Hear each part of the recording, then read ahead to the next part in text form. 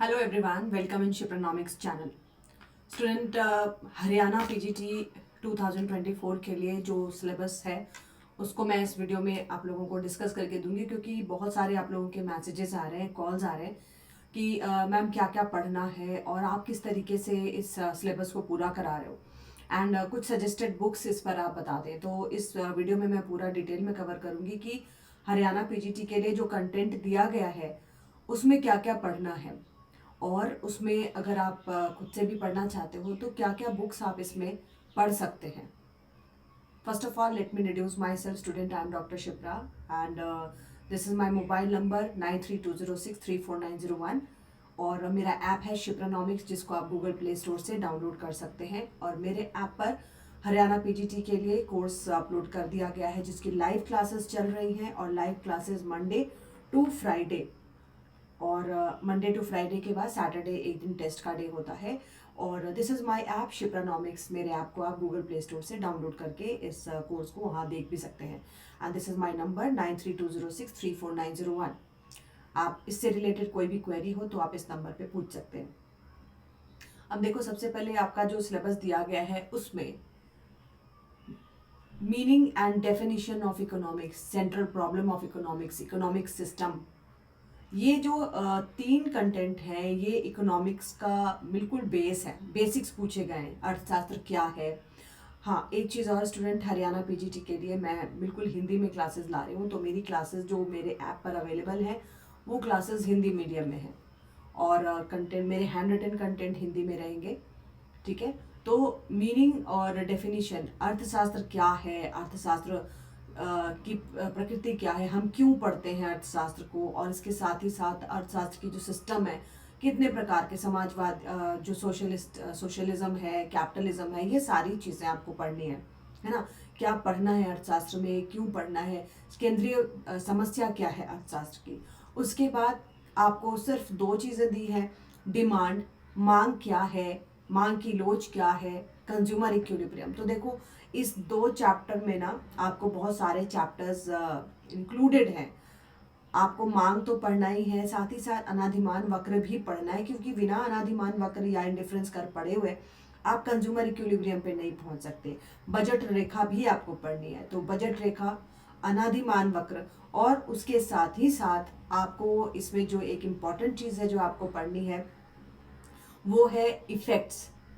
कीमत प्रभाव क्या है, प्रतिस्थापन प्रभाव क्या है, आय प्रभाव क्या है, क्योंकि बिना इस चैप्टर को किए हुए आप कंज्यूमर इक्विलिब्रियम को नहीं दिखा पाएंगे, क्योंकि मांग की लोच तो आपको पढ़ना ही है।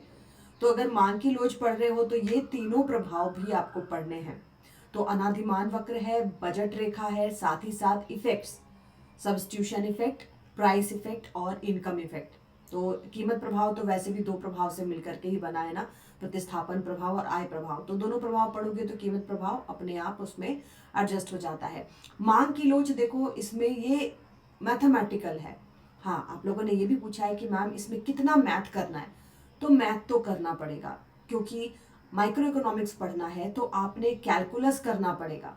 कैलकुलस में भी अवकलन और समाकलन पर कमांड कर लीजिए। ये दो चीज़ें जो मैं लिख रही हूँ, अवकलन और समाकलन। अब देखो, इसके लिए हिंदी मीडियम में कोई बुक इतनी अच्छी अवेलेबल नहीं है। इंग्लिश मीडियम में समाकलन अवकलन के लिए मेहता मदनानी की बुक आती है। ठीक है, मैं तो खैर अपने ऐप पर अपने मर्जी से पढ़ाती हूँ। तो अवकलन और समाकलन दो चीज़ें, ये प्योर मैथमेटिक्स है जिसको आपको सीखना पड़ेगा, क्योंकि बिना इसको किए हुए आप माइक्रो के मैथ नहीं बना पाओगे। और माइक्रो में यहाँ पर कहीं मेंशन तो नहीं किया है ना कि मैथमेटिक्स नहीं पूछा जाएगा, क्योंकि ये तो इसका भाग है। अगर आप मांग की लोच पढ़ते हो तो आपको अवकलन तो करना ही पड़ेगा ना। बिना अवकलन किए आप मांग की लोच का मैथ नहीं बना सकते, है ना। अवकलन वहां पर यूज होता है।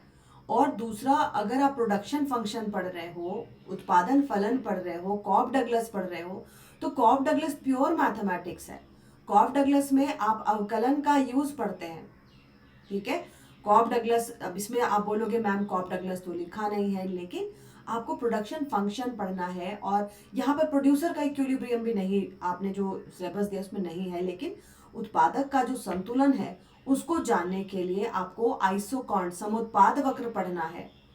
प्रोड्यूसर का जो बजट रेखा होता है वो पढ़ना है। उसके बाद प्रोड्यूसर का इक्विलिब्रियम। तो मैं पूरा पढ़ाऊंगी स्टूडेंट, क्योंकि छोड़ छोड़ करके आप नहीं पढ़ सकते। अगर सवाल आ गए तो फिर बोलोगे कि मैम सवाल आ गए, तो सवाल तो आएंगे ही ना। प्रोडक्शन चैप्टर मतलब पूरा पढ़िए, उसमें भी आपको आइसोकॉन समुत्पाद वक्र है, बजट रेखा है जिसको आउटले कहते हैं, ठीक है, और जिसको हम कहते हैं लो कॉस्ट कॉम्बिनेशन है, विस्तार पथ है, कॉफ डगलस है।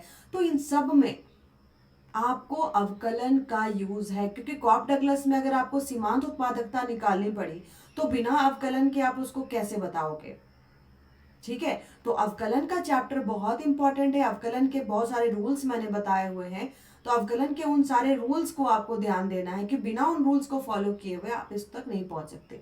अब एक सवाल आप लोगों ने ये भी किया है कि मैम अगर मेरा मैथमेटिक्स पे बिल्कुल कमांड नहीं है तो क्या मेरे लिए ये पॉसिबल है कि मैं इसको कर पाऊँ? तो बिल्कुल।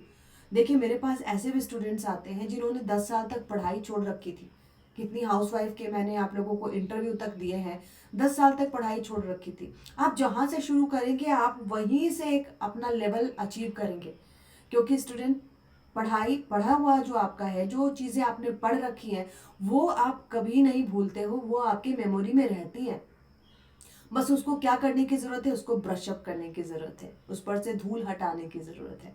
और अगर आपने मैथ नहीं पढ़ा है तो कोई बात नहीं, आप 0 लेवल से मैथ शुरू करो। मैथ तो कुछ भी नहीं है। आपने जब मैथमेटिक्स को पढ़ना शुरू किया और मन लगा के पढ़ना शुरू किया, तो मैथ के क्वेश्चन में आप सफल किस दिन होगे? जब मैथ के क्वेश्चन में आपको आंसर दिखने लग जाए। तो ऐसा अप्रोच आपका होना चाहिए अवकलन और समाकलन के लिए, ठीक है। अवकलन वेरी इंपॉर्टेंट, डिफरेंशिएशन बहुत जरूरी है। समाकलन की मैं बात करूं तो समाकलन का एक बेसिक फॉर्मूला बस मैं बताऊंगी, क्योंकि समाकलन जो है वो एक बेसिक फॉर्मूला से आप निकाल लोगे। और समाकलन का आप उपयोग कहाँ करते हो? उपभोक्ता अतिरेक में, कंज्यूमर सरप्लस में। प्रोड्यूसर सरप्लस बहुत कम पूछा जाता है, कंज्यूमर सरप्लस पूछा जाता है। तो जब कंज्यूमर सरप्लस या उपभोक्ता का अतिरेक का आप मैथ बनाते हो तो वहां पर आपको समाकलन की विधि प्रयोग करनी पड़ती है ना। तो ये दोनों चैप्टर तो मैं आपको गलत बिल्कुल भी नहीं बोलूंगी कि आपको मैथ नहीं पढ़ना है, आप आराम से बस कॉन्सेप्ट पढ़ लीजिए, नहीं। बिना मैथ के माइक्रो इकोनॉमिक्स में ग्राफ और मैथ दोनों मिला हुआ है। और एक चीज मैं ये बोलूंगी कि फेस द सिलेबस, आप सिलेबस से भागिए नहीं। आपके जो सवाल आते हैं ना मेरे पास, तो आप ये वाला व्यू मत रखिए, भागने वाला व्यू मत रखिए कि सिलेबस देख लिया, क्वेश्चन जो आएंगे मैं बस थ्योरी करके उसको निकाल लूंगा। तो नहीं, ये कंपटीशन है। यहाँ पर थ्योरी, मैथ, ग्राफ तीनों पर आपको कमांड रखना पड़ेगा। एक एक नंबर के लिए आगे पीछे हो जाते हैं, ठीक है। तो मैथ के लिए आपको अवकलन समाकलन ये दोनों चीजें करनी बहुत जरूरी है। अब हम पढ़ते हैं प्रोडक्शन फंक्शन। मैंने आपको बता दिया, इसको भी पूरा पढ़िए। उत्पादक जब आप पढ़ते हो तो उत्पादक के लिए आपको समुत्पाद वक्र भी पढ़ना है, उत्पादन फलन भी पढ़ना है, कॉफ डगलस प्रोडक्शन फंक्शन भी पढ़ना है।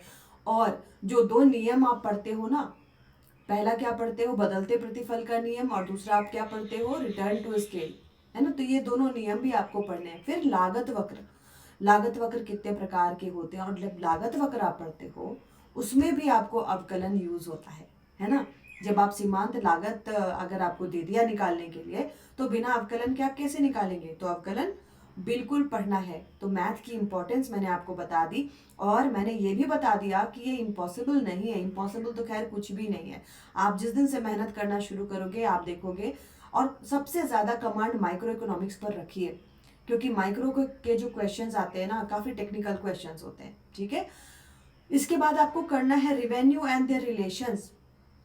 रिवेन्यू एंड देयर रिलेशंस के बाद देखो मार्केट के बारे में जो है बहुत ही पीछे दिया तो है, मार्केट भी आपको करना है क्योंकि मैंने इसको देखा है। चलो मार्केट भी आप कर लेना, क्योंकि रिवेन्यू एंड देयर रिलेशन जो पढ़ाया जाता है, फॉर्म्स ऑफ मार्केट। देखो गुड, फॉर्म्स ऑफ मार्केट में परफेक्ट कंपटीशन एंड मोनोपोली, केवल पूर्ण प्रतियोगिता और एकाधिकार दिया है। लेकिन स्टूडेंट मेरा कहना है कि जब मार्केट दिया है ना, फॉर्म्स ऑफ मार्केट, तो सारे मार्केट पढ़ डालो, क्योंकि हर मार्केट एक दूसरे से थोड़ा थोड़ा अलग होता है। छोड़ के मत पढ़िए, पूरा पढ़ लीजिए। मार्केट के फॉर्म में भी पूरा मार्केट का फॉर्म पढ़ लीजिए, पूर्ण प्रतियोगिता भी अपूर्ण प्रतियोगिता भी। 2 ही तरह के मार्केट है, क्यों छोड़ना? आगे भी आपको काम देगा, ये सोच के इन्वेस्ट कर डालो, ठीक है। तो ये है आपका माइक्रो का सिलेबस। अब हम आ जाते हैं मैक्रो इकोनॉमिक्स और मौद्रिक अर्थशास्त्र। देखो मैक्रो में राष्ट्रीय आय, राष्ट्रीय आय में सबसे बहुत ही बढ़िया सिलेबस आपका दिया है कि कॉन्सेप्ट क्या है और चक्रीय फ्लो क्या है, चक्रीय प्रवाह क्या है नेशनल इनकम का। तो इसमें आपको नेशनल इनकम में पढ़ाती हूँ कि अगर 2 क्षेत्रीय अर्थव्यवस्था होती है तब कैसे संतुलन होता है, 3 क्षेत्रीय, 4 क्षेत्रीय, ठीक है। तो ये circular flow of national income आपको जानना है। साथ ही साथ उसमें ये भी पढ़ना कि किन चीज़ों को राष्ट्रीय आय में डालना चाहिए, किन चीज़ों को नहीं डालना चाहिए, ठीक है। ऐसे भी सवाल आते हैं। अब इसके बाद यहाँ पर आ जाओ money, meaning of function, supply of money, demand of money. अब देखो इसमें आपको डिमांड ऑफ मनी के बारे में तो अभी नहीं बताया जा रहा, लेकिन मनी, मुद्रा की मांग और मुद्रा की पूर्ति दोनों पढ़ लीजिए। व्यावसायिक बैंक और केंद्रीय बैंक की क्या भूमिका है ये पढ़ लीजिए। और जब यहाँ पर आरबीआई दिया है तो मौद्रिक नीति तो कैसे नहीं पढ़ेंगे, उसको भी करना है।